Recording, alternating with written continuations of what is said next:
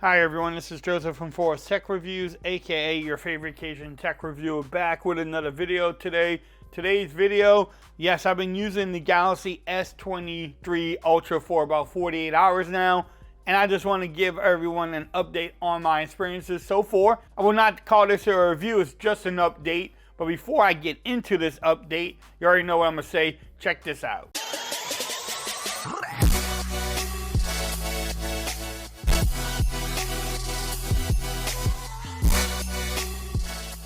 Okay everyone, so I'm back with another video today. Today's video, yes, I want to give everyone an update on my experiences with the Galaxy S23 Ultra.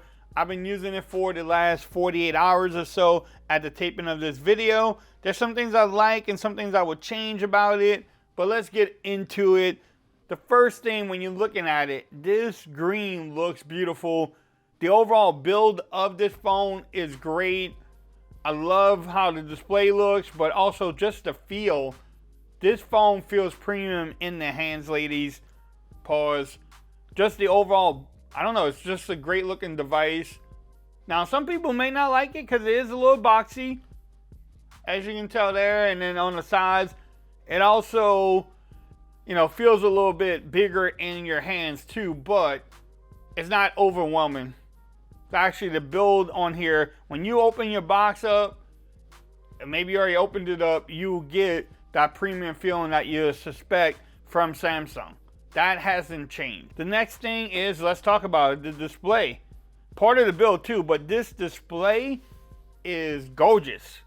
Yes, it is. Look at it there. Look at that snake. That's a pretty cool theme or background.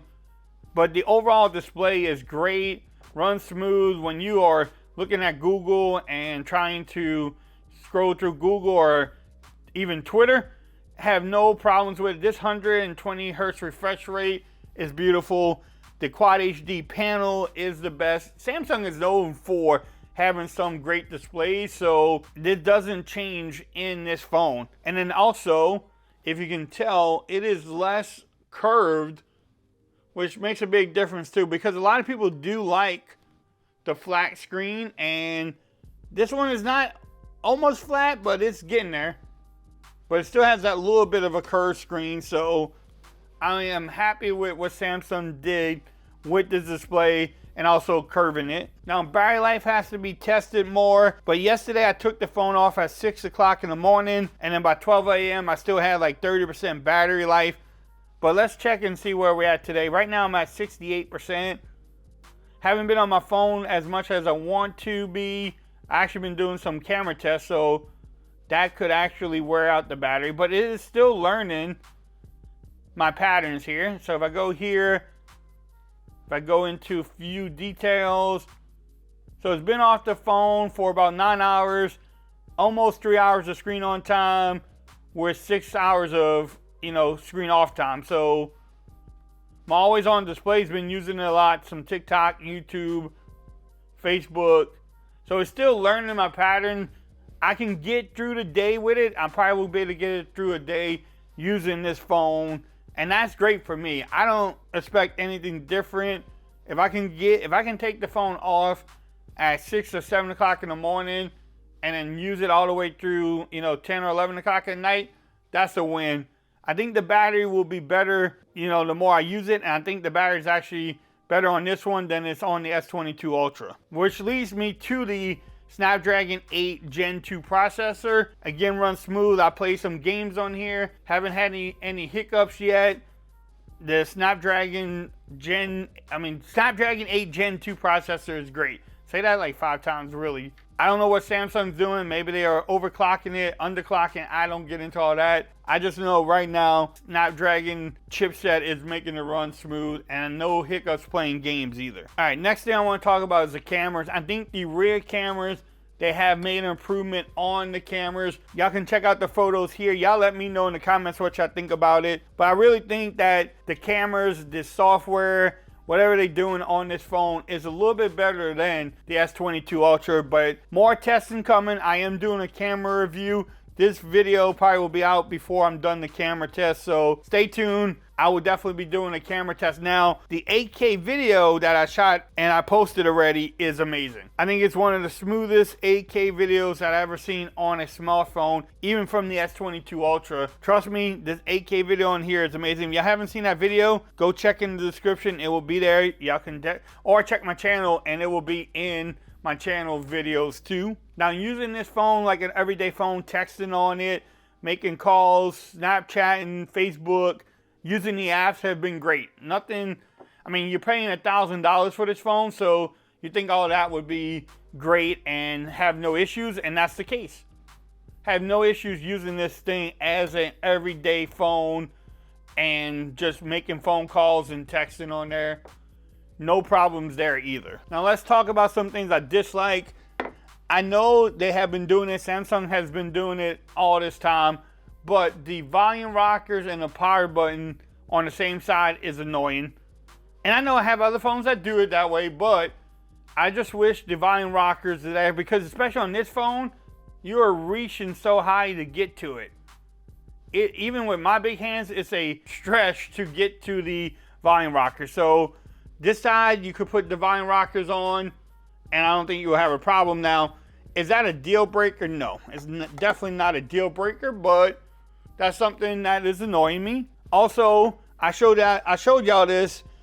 When you get the phone, Samsung's UI is using 60 gigs of storage already. Now, I have 512, and I still have like a 400 and something available, so it's not a deal breaker for me, but Samsung needs to do something with that, because 60 gigs of storage for your UI is crazy.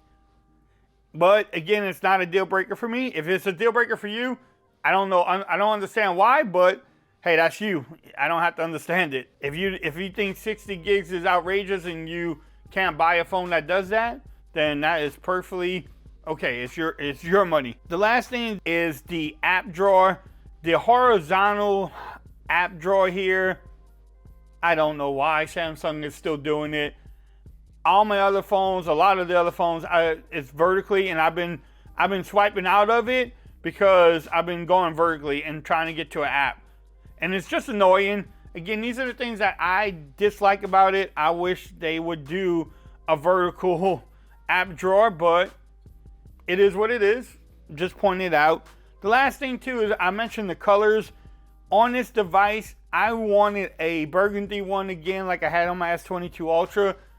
And then if Samsung could do a red color, that red is orange, y'all. I don't know if y'all seen it in other people's videos or even at Best Buy. If you go check out Best Buy, the red is orange. It's not red. They need a true red phone, but I wish they would just had my burgundy color again. And I know some of these are nitpicking, but these are the few things that I have been having problems with or issues that I brought up. But everything else, overall, I am enjoying this phone. Yes, it is a great phone. And let's talk about one other thing, because someone already asked me. Should you upgrade from the S22 Ultra? Pause for dramatic effect. If you want to upgrade, then upgrade. Do you have to upgrade from the S22 Ultra to the S23? Are you missing any major improvements? I would say no to that. But if you want the latest and greatest technology out there, if you just want to have the latest and greatest and want the S23 Ultra, then go for it. It's your money. No one can tell you different. But if you are on the edge, or if you are thinking about it and you're not sure, then you don't have to, because the S22 at this time is still a beast of a phone. And then this one has slight improvements on a few things. You know, if I wasn't a techie, if I wasn't a YouTuber, would I upgrade? Yes, because I just like doing phones. And even if I didn't have a YouTube channel, I used to do this all the time anyway. I can't tell someone not to upgrade, and if you don't want to, then you don't have to. So that's up to you if you want to upgrade or not. Is it a big upgrade difference from the S22 Ultra to this one? The answer is no. But doesn't mean that take away from what this phone is. If you have the S10 Plus or the S10 Ultra, whatever it used to be called, then I would definitely say upgrade, because that is a big difference there. But for this one here, from the S22 to S23, it's up to you. Hopefully this video helped you out. This is just my experience in the last 48 hours.